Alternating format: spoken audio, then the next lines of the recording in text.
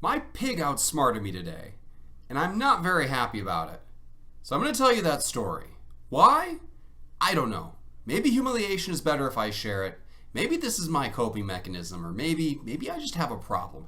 I don't know. Here's what happened. So my pig is no longer welcome at my parents' house. We took her over there one time, and all the flowers were in bloom, and that pig just walked up and started munching on the hostas, like right in front of my mom. No subtlety about it. It was a very alpha move, like it was a piece of lettuce just naturally sitting there waving in the wind. Just chomped it all the way down to the roots, so it's completely flat with the ground. And she did that for like half the hostas before she was stopped. My mom was not pleased. So the pig was permanently disinvited. Now this is a big deal because my parents' house is pretty much the only place we ever go that we spend the night. Because with my parents there are built-in babysitters. And we go there if we're going to, drive an hour away and drink or whatever, then we just, stay the night and come back the next day. We really don't go anyplace else because other places cost money. And some of my hometown friends are still around there. I only have like 3 friends ever because making friends is a lot of work and a lot of time. So I prefer just to keep the few old ones that I have as we slowly drift apart. That's really the dream right there. Have 3 and then gradually whittle it down to 0. But anyway, we can't take the pigs. That means anytime we want to go someplace, even for one night, we have to get a pig sitter. Now, it doesn't take a lot of work. I mean, the pig really doesn't need people around all the time, even though she does sleep in my kids' beds. Like, she could kind of take or leave human interactions. So somebody just has to come over here twice a day and scatter food.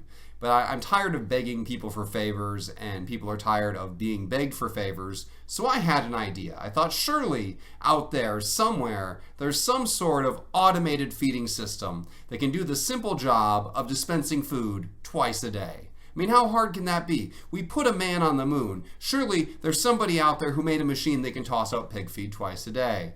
So I started looking through the automatic pet dispensers, and everything that's built for like a dog or a cat, my pig would just destroy. She's a mini bulldozer. If she can reach it, she will just crush it and get through to that food. But then I stumbled upon deer feeders. So these are things that you hang in the air, basically a 5-gallon bucket in the air, and the food falls down to the bottom to a spreader. And a predetermined number of times a day, it spreads the food out. And this is perfect. And I started looking at the reviews, and sure enough, people don't just use this for deer. They use it for chickens and potbelly pigs and whatever else. And by the way, I don't know who's actually using this for deer. I mean, it seems like really poor sportsmanship to lure a deer someplace by feeding them corn and then shooting them.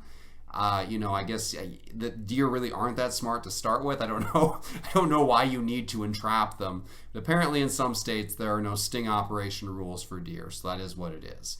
So I went and I ordered this, and I thought, okay, this is going to solve all my problems. Problem number 1, it requires some assembly, which for most people is not a big deal. For me, it's a very big deal because like most men, I don't read the instructions. I start reading them and I get just incredibly bored 2 words in. It's probably how most of you react to my tweets. Well, I have that same reaction to instructions. This time I struggled through them. But these, even when I looked at the instructions, they were incredibly vague because this is actually a spreader that attaches the bucket. The same food spreader attaches to a bunch of different things. So the instructions really weren't specific to any one thing. You had a bunch of different options, which pretty much guaranteed I was going to choose the wrong option. So it came down to the critical part. There's a funnel, and you could either stick it inside the bucket like dangling down, you could stick it up to the top of the bucket dangling down, or you could rest it on the spreader. And I thought, well, surely you've got to leave it in the bucket up top. That's the most stable position. This makes complete sense in my head. I did no further research because nobody else building this needed further research or further instructions. I mean, these are hardened woodsmen. After shooting the deer that they've lured to one location, they probably go and karate chop down a tree and build a log cabin and do all sorts of other manly things. I mean, these instructions were not designed for the guy who lives in a city and is just too lazy to feed his own pig. That's not what this was intended for. But that's who was assembling it. So I put this thing together, and I drill some holes up in a tree. Now I have to hang it up in an elm tree because that's all we have. And if you've been in America in the last 20 years, you're gonna know that elm trees are dying. They're all dying. There's the emerald ash borer or some sort of I don't know, Egyptian curse. I don't remember. Something happened and all the elm trees were doomed to die. And ours are part of that. They're gradually dying from the top down. But this branch was not dead yet. So I think, okay, I'm going to drill 2 big anchors up into this tree, and I'm going to hang this bucket up there with the spreader. And as long as this dead branch doesn't snap, I will be just fine. So what do I do then? I go with this bucket. It turns out it's really hard to carry a bucket up a ladder and hang it above your head. So, of course, I fill it all the way to the top with the 6.5 gallons of food. 6.5 gallons by volume. I don't know what it was by weight. It was pretty freaking heavy. But I'm not very strong, so everything's kind of heavy to me. So I lug this thing up there, I get it up there, and I accidentally tap it, and there's an avalanche of food coming down. It was a pretty substantial fall. I thought, okay, that's fine. The avalanche eventually stops. As long as nobody ever touches this bucket, the food will stay in there, and my pig won't be overfed. That's okay. And the only thing that could possibly go wrong is if this tree branch snaps and my pig gets 6.5 gallons of food at once. These are pellets, they're not liquid, but again, the bucket's 6.5 gallons. I don't know how else to quantify things, guys, okay? I'm not a scientist. So I time it out, I watch the spreader, everything is going great. This thing finally works. I feel pretty capable. I go to bed.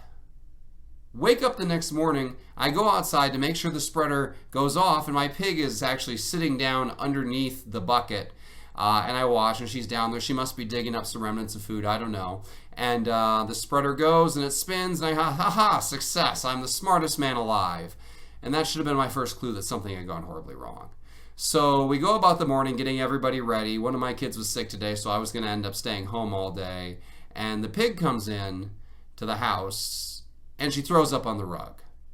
Not super normal. That's not the way she usually does it. She throws up pellets. Like, man, she must be really sick. She loves food. She would never give that up willingly. And then a few minutes later, one of my kids tries to give her celery, and she doesn't eat it. And that's insane for a pig to turn down food. I mean, it's what they do. They eat. Okay, whatever. She's not feeling that well. She goes to sleep for the most of the day. I go about my business.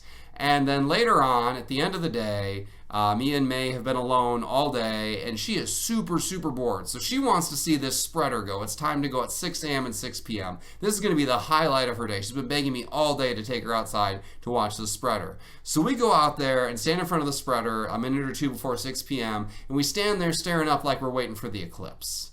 And we wait, and we wait, and we wait, and finally the spreader goes, and I listen to it, and like only 2 pieces of food fall out. I'm like, that's weird. And what's even weirder is the pig hears it and doesn't care. So I walk up there to see what's the matter, and for the first time that day I look down below the bucket, and there on the ground are 6.5 gallons worth of food lying on the floor. Well, there probably were 6.5 gallons at some point. At this point, there's very clearly much less than that. And I start panicking, thinking, you got to keep the pig away from this. I got to get this cleaned up before she notices. And I look over, and there's the pig. And she's standing there, and she doesn't care. And she walks away. And that's when it finally clicks for me. That pig isn't sick. That pig is full. Do you know how much food a pig has to eat to be full? Their entire existence is built around food. It is all they live for. They will betray anyone or anything to get one more mouthful of calories. And this pig, for the first time in its life, the only time, it ate so much that it had to tap out. There was more food out there than it could fit, that it could physically fit in its stomach. It ate so much that it threw up on my rug and then went and took a nap. It ate so much that it couldn't fit a single piece of celery in its stomach. That's how much food was out there. This was the greatest day of her life. I looked at my pig for the first time, and I really looked at her, and she was just completely swollen up. She must have had half a gallon of food inside her. It was insane. I was surprised she could fit through the doggy door. And she didn't, when she found it, usually she freaks out and there's all kinds of crazy oinking, and I'm alerted that something's up. And this time, she was silent, just completely silent. And my theory is that bucket must have spilled overnight. And so when I was out there in the morning in the dark and I watched her and she didn't seem to care that the disc spun, she was down there chowing down, and I just didn't go over in the dark to check it out, because why would I check it out? Because I'm so much smarter than a pig. Clearly I had done everything right. So I had to go and scrape up all the pig pellets off the ground and try to pick out the sticks, and I pulled the whole assembly down, and I realized my mistake. That stupid funnel that I put in the highest possible position needed to be in the lowest possible position because it's gravity fed. And basically you just have to cause a traffic jam of pellets. That's a very scientific technical term. You can tell I'm a mechanical engineer. But you need a traffic jam of pellets in order to stop it so that when it spins, it flings out some and they stop flowing. And what I had was a massive leaky waterfall of pellets. That's bad. You do not want a leaky waterfall of 6.5 gallons of pellets. So I had to disassemble the whole thing, reassemble it, put in what pellets I could find, complete with grass and sticks, and rehang it up there. So that's where we are today. So I will check it tomorrow morning. And if there is a second waterfall, I will officially give up and conclude that it's a faulty product. But if there's no more waterfall, pretty much I was just an idiot. I assembled the pig feeder wrong. My pig nearly ate herself to death. And it was the greatest day of her life. You're welcome, Gilly. You're welcome. This all did happen a day after her birthday, so happy belated birthday, pig. Enjoy it, because it's never happening again. Or so I'll tell myself. All right, guys, thanks for joining me for another story of disaster. Be sure to subscribe if you want more pathetic updates on how I managed to screw up. Really, there's no limit. Now, you did think I'd run out of ways, but I just keep finding new ones. All right, catch you later.